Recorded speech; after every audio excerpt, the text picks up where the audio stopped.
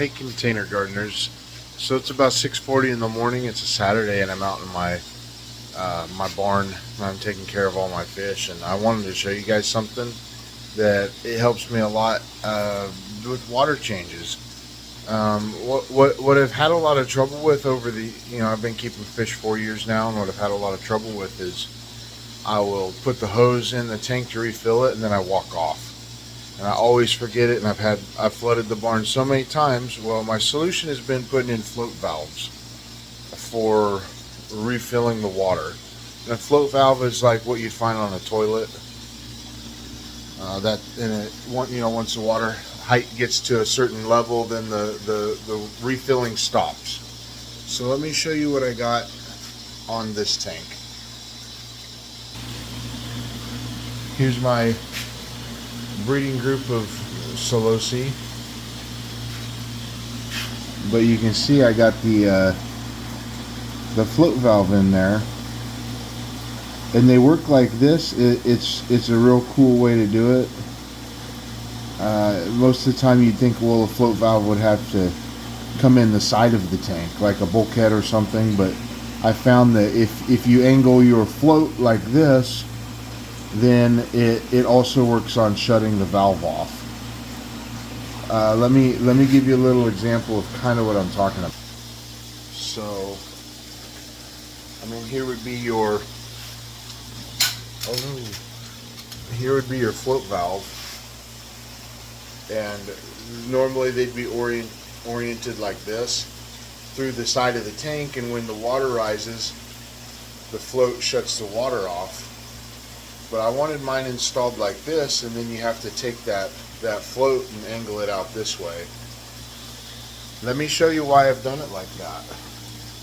And I think this is pretty cool, because the float valves, they have a little there's like a little adjustment screw kind of, and they kind of have teeth, and you see those teeth on there, so it holds its position real well. But I'll tell you, once you get these installed, it's very difficult to get in there and adjust the angle of these. It's tough. So what I've done is you can see my float valve. It's threaded. It's going into a PVC pipe. And what I did was I glued this piece of wood to the tank, and I got a couple screws so it just holds the valve in place. And it's real easy for me. I can adjust the height of the water like this, which is like right now the water's, let me show you. Right now the valve's trying to shut off with the water height like that.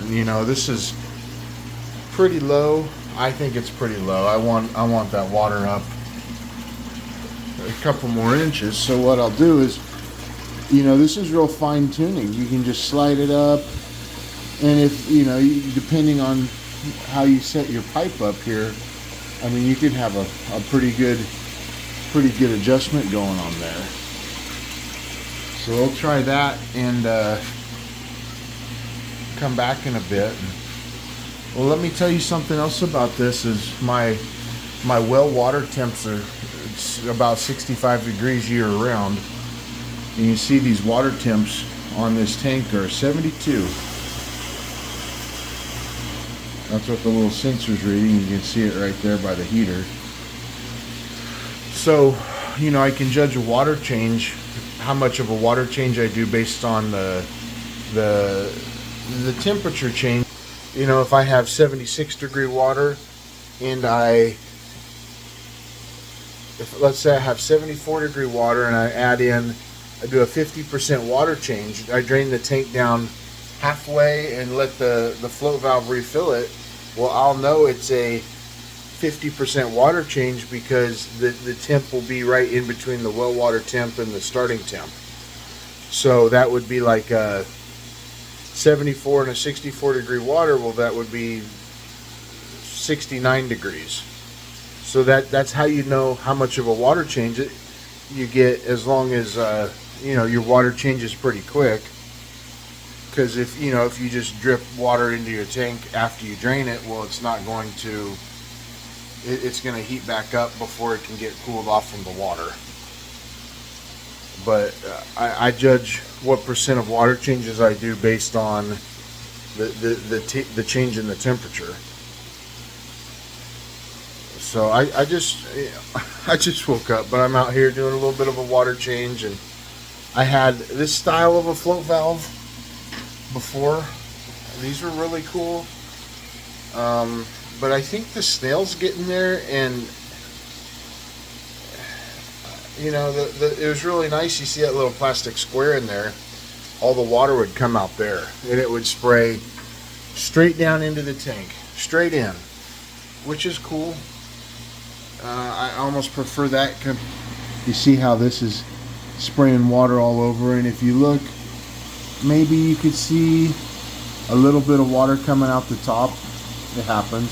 It's because you get kind of a water hose style of filling, like if you have your thumb over the water hose, and it can be a little messy, and that's why these ones are good. But I just changed that out this morning.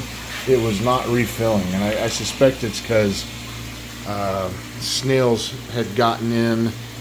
I think the float is somehow in here, and snails had gotten in there and plugged the float or stopped the float somehow. Yeah, well, I just wanted to show you guys that. So thanks for watching this video. Give my channel a like and a subscribe if you haven't yet. I'd greatly appreciate it, so I can bring you guys more fish content.